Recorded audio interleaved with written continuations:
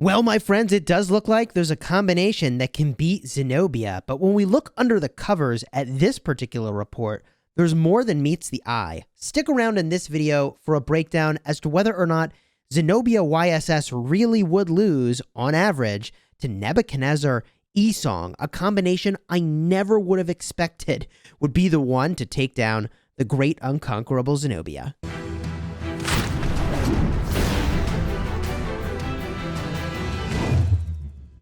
Hello, my friends, and welcome back. I'm Chisgule Gaming, a sponsored content creator for Rise of Kingdoms, and thanks to the generosity of John Wick, who has given us explicit permission to use his reports and also his footage of testing for the Ark of Osiris League, we get a sneak peek, early access look at expertise versions of any commander in the game that they wanted to test. So today, we're going to showcase a handful of reports from John Wick where they attempted to take down Zenobia, garrisoning in a practice match for Ark of Osiris, and guess what? There's a combination that gets the job done. If you like Rise of Kingdoms guides that help you get value and smash your enemies, do me that huge favor and consider smashing that subscribe button for daily Rise of Kingdoms videos. We're a sponsored content creator, and I love when players test the limits on new commanders, and today, the limits were perhaps broken for Zenobia and YSS as a combination. Here you see the brand new archer commanders not yet available to anyone else. Nebuchadnezzar and Cyrus the Great failing to conquer Zenobia YSS. Worth mentioning that we don't know if Zenobia primary is better than YSS primary. This is just what John Wick is showing us today. Cyrus the Great Ramses conquered by Zenobia YSS. Keep in mind there's no equipment whatsoever in these reports, and they are really one-sided for the defense here. So anything that was not so one-sided would be impressive. Another conquered pairing here. Artemisia, Cyrus the Great, against Zenobia YSS. Defeated soundly, wholly, completely. You'd never want to use that combo. Looking further, another report. Nebuchadnezzar, Artemisia. Closer, actually. Nebuchadnezzar, trend here. Nebuchadnezzar performing better than Cyrus did, shockingly. However, when we get a look at this right over here, this is the moneymaker. The report that shows that Zenobia can be beaten. What I'm going to do is put footage of this fight up on the screen. Again, courtesy of John Wick. You can see that fight unfold as we talk about it.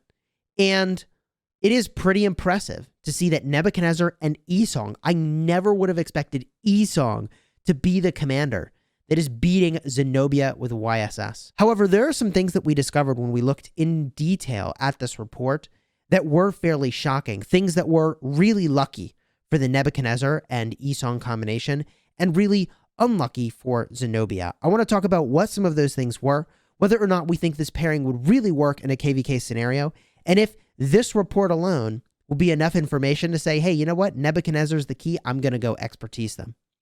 So the first thing I want to talk about in this report and the way that they're testing is that randomness is very relevant. Zenobia has an ability, 10% chance to do huge amounts of damage to the target. And also, Nebuchadnezzar has a 10% chance to do huge amounts of damage as well when he's being attacked. When we looked through this report, we saw we were extra lucky in proccing some of the talents that were available to both Nebuchadnezzar and also Esong and the skills that are available on that commander, generating just a ton of rage. Look at this turn. Unbelievable. Nebuchadnezzar gets Feral Nature, top of the skill tree, 100 rage. Enemy loses 100 rage because it triggered the ability from Nebuchadnezzar's fourth skill that lowers rage. In addition, they triggered Esong's Archer effect, Inspiration, 100 rage. I mean, this was like a string of incredible luck for the Esong with the Nebuchadnezzar pairing. However, if we look further in this report, there is a little bit of bad luck for the Zenobia pairing. Her fourth skill does a massive amount of damage, 600 damage factor per second for 3 seconds. That doesn't trigger until much later into the fight. And so one of the things that makes Zenobia do really well in this style of testing is if she has the damage trigger really, really early on her fourth skill, it offsets the relevancy of the rest of the test because she does this massive amount of damage and their opposing army will do less damage for the rest of the battle. So here you can see Pluralistic Reign, Zenobia's fourth skill finally triggering, so that by the time turn 13 is rolling around, we're doing some damage in a meaningful way from Zenobia's fourth skill. This is hugely relevant. This won't trigger again until turn 35 or 36. So it's a big deal that Zenobia is getting a little bit unlucky. So to make this situation happen, Nebuchadnezzar and Esong had to get a little lucky at the start, and Zenobia YSS had to get a little unlucky. Now, I didn't look at every detail in this report because it is an astonishing amount of information to try to say is one side more lucky than the other.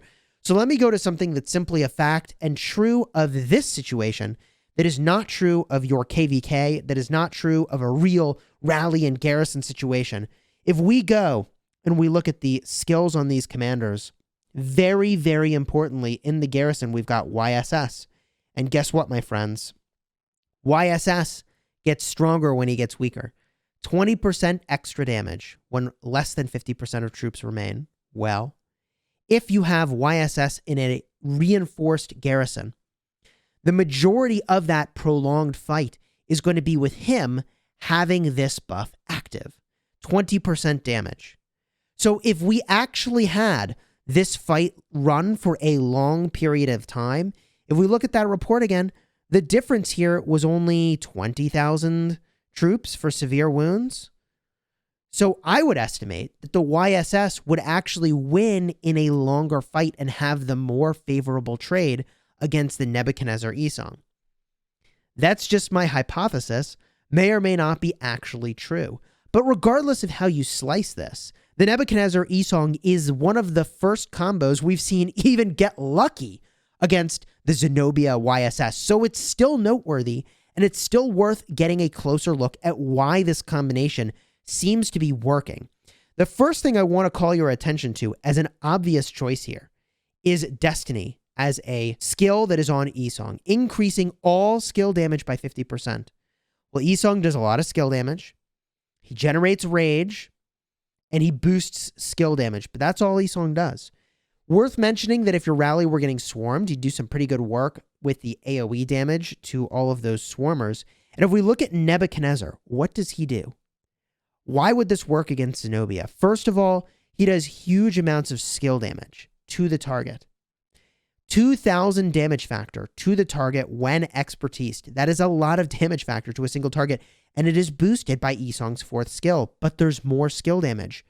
Right over here, boom, 30% counterattack and 800 damage factor, which is boosted by Esong. Every time that you are getting attacked, there's a 10% chance for that to trigger back to the target. There is an internal cooldown of 5 seconds on that. Looking to the fourth skill, there is 15% increased damage as well. Skill damage, normal attacks, and counterattacks, which, by the way, counterattacks get boosted over here as well.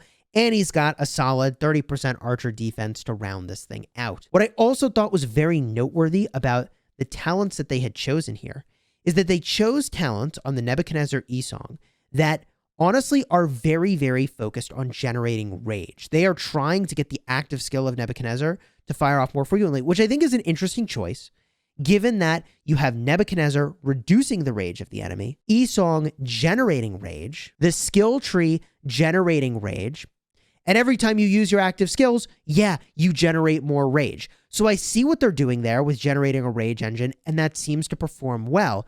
I'm sure they also tested other combinations, and there are so many combinations and tests that have not been shared with us that I wonder, quite frankly, is this the magic combo? Or are they sitting on some information that they haven't shared, rightfully so, during the Ark of Osiris League match that we'll see for the Grand Championships, that then and only then do they reveal the combination that really works the very best, and maybe it's not Nebuchadnezzar or Esong at all. What I think is most interesting about the Grand Finals, which are just around the corner, is that when we talk about a garrison situation for the Grand Finals, here's the big insight. These players, for Grand Finals, these are the winners of the Realm of Anubis and Realm of Horus, can bring literally any commander they want, fully expertised, maxed out. They get them all at their disposal. The only thing they can't do is put on equipment. Everything is fully maxed. They can set the builds whenever they want, which means that every garrison should be filled with every major counter and combination that they think the opposing side will try to run. In other words, whatever rally you try to use, there should be a commander in the garrison that is the counter. to whatever they're doing, a combination of commanders with a build. And yeah, okay, you can only stuff maybe 5 or 6 folks into a structure, but you get the idea. That's 6 different things designed to counter 6 different things that your opponent might be trying to do, which means that Ark of Osiris League Grand Finals, in my estimation, is going to be decided by whoever captures Arks, because Garrison will always be the victor if you can always have a counter to what your opponent is doing, unless you are genius level execution compared to your enemy at actually taking out one of these structures relative to their ability to defend it, which is elevated. So I think that this is still giving us some hope that Zenobia YSS can at least not go terribly, right? There will be something potentially in the upcoming season of KVK for folks that are going to have access to this commander that can handle Zenobia with YSS. I will also, however, point out that in the server where they're testing these things, the last I'd heard, they didn't have access to Theodora.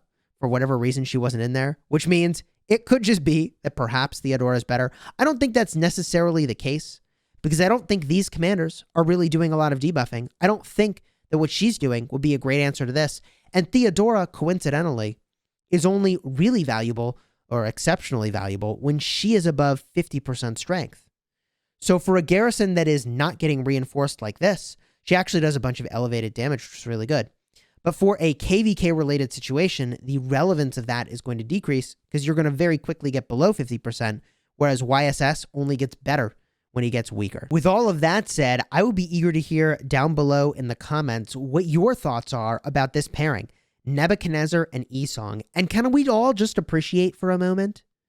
Can we all just take a step back and appreciate that this commander Esong that is available in the very beginning of the game is still seeing astonishing amounts of utility? And we're talking about this early commander being the thing you need to take down a Zenobia YSS, 2 of the very best garrison commanders in the game. I'm just saying it is very impressive that Esong as a commander has retained so much value. And it's not a coincidence that I think pretty much every player should try to expertise in Esong for literally everything you're going to do in the game. Field fighting, garrisoning, rallying apparently still, which is insane.